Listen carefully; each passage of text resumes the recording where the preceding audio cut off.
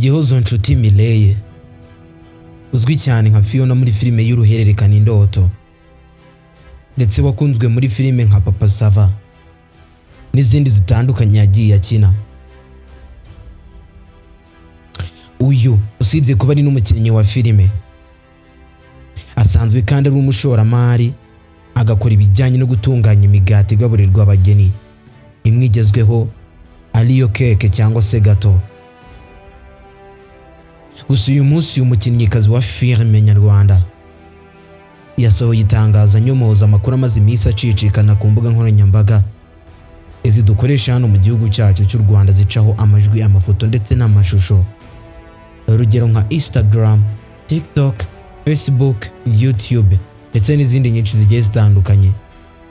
Ayo makuru yakwirakwiye yagendaga avuga ko Mireille ari kwitegura kurushinga n'umukinnyi wa filime guturuka mu gihugu cya Nigeria Emmanuel.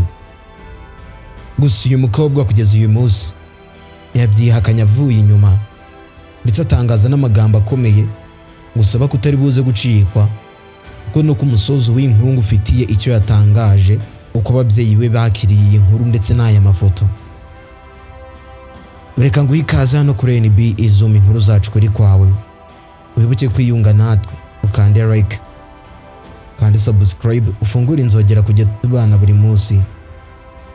Njye nitwa Sana nijye tubana mu biganiro byacu bya buri munsi. Mureke twinjirane na NB Izuma inkuru zacu kuri kwawe.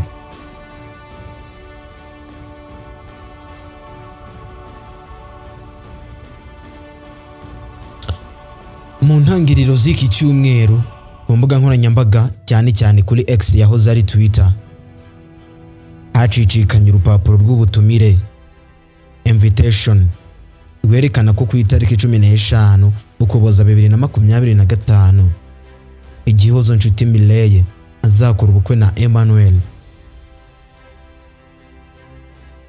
Ibi byatumye benshi bamukurikira bibaza ndetse nabo mu muryango we ukuri kw'iyi nkuru.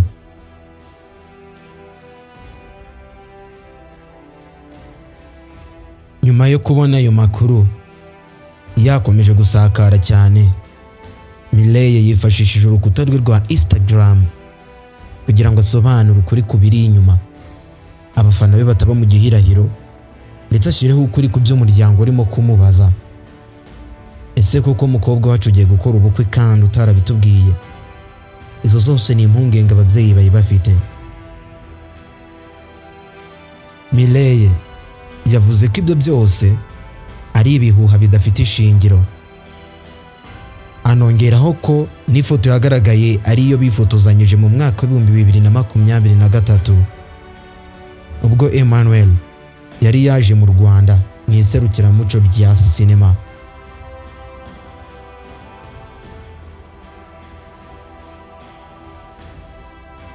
Agira icyo atangaza yatangaje ati ntabwo nitegura gukora ubukwe nk'uko bamwe babivuga. Amafoto akwirakwizwa nayo twafashe kera, nta kindi gisobanuro mfite.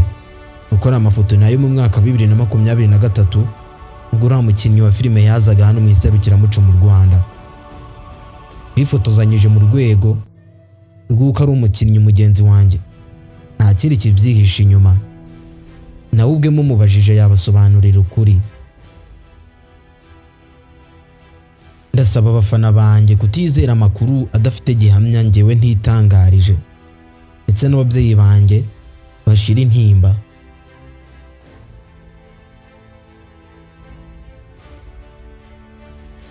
Iyi si inshuro ya mbere abasitari nyarwanda basakazwaho amakuru y'ibihuha ku mbuga nkoranyambaga.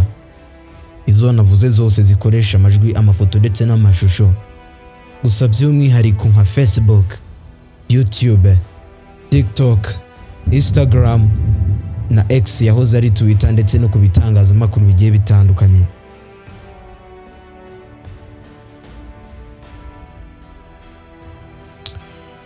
Aya makuru ni ibintu biteza kugaragaza uburyo amakuru y'ibihuha yihuta, akenshi agamije kuvuga cyangwa akoresha abantu, ariko ugasanga nta kibyihishe nyuma. ahubwo ari ukugira ngo abantu bisorere inkuru zabo bikomereza ukwabo.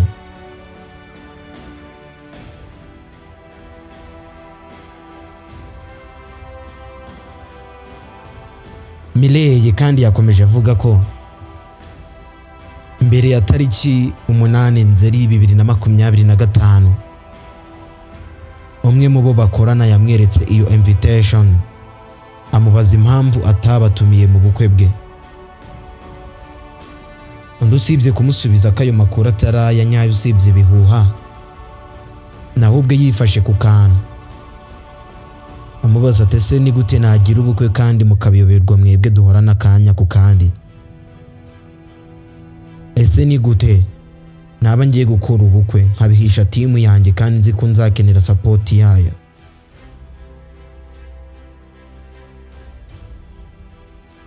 Miley yabajijwe uko mu rugo babyakiriye.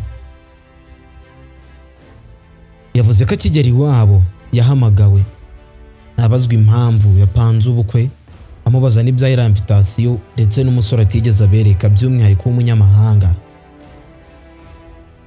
kuko ababyeyi n'abantu baba bafitiye umuhangayiko ku bana babo, bituma rero bahora bafite impungenge. Miley avuga ko igihe yageraga iwabo yasanze bose baguye mu kantu batunguwe. Abo mu rugo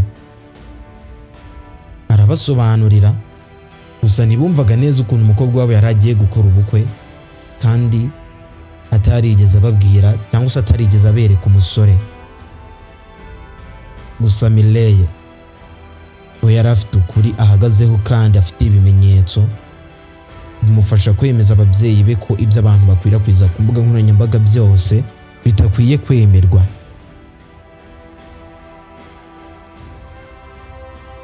Imbuga nkoranyambaga dukoresha muri aka kanya ziroroshye cyane gufatisha abantu, by'umwihariko nk'ababyeyi kuko batazi generation turimo muri aka kanya, kuko muri aka kanya hari icyitwa artificial intelligence, ubwenge buhangano cyangwa se AI, isigaye ikora ibintu neza neza, bakabona amavideo bakagira ngo ni ay'umuntu, amafoto bakagira ngo ni ibyabaye. Wenda ifoto yo barayifotozanyije, gusa save the date yo ntayo, nkuko Miley yabigarukaho. Muribuka mu minsi ishize inkuru ya trendinze ku mbuga nkoranyambaga zose zikoreshwa ku isi, bitangazamakuru byose byo ku isi byayisariye, ya Jessica Nifi. Gusa uwayitanze aza gushyiraho umucyo avuga ko uriya muntu atabayeho ndetse n'iriya afite abayeho. Gusa Miley w'ifoto bifotozanyije yabayeho, gusa save the date ntayabayeho ndetse nta na date yigeze ibaho. Kuko izi mbuga nkoranyambaga dukoresha nitutazitondera hari igihe tuzasanga zatugwishije mu mitego.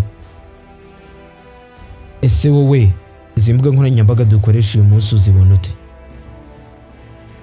Byandikira muri comment, wibuke like na subscribe tujye tubana buri munsi. Ciao ciao, hasta la vista.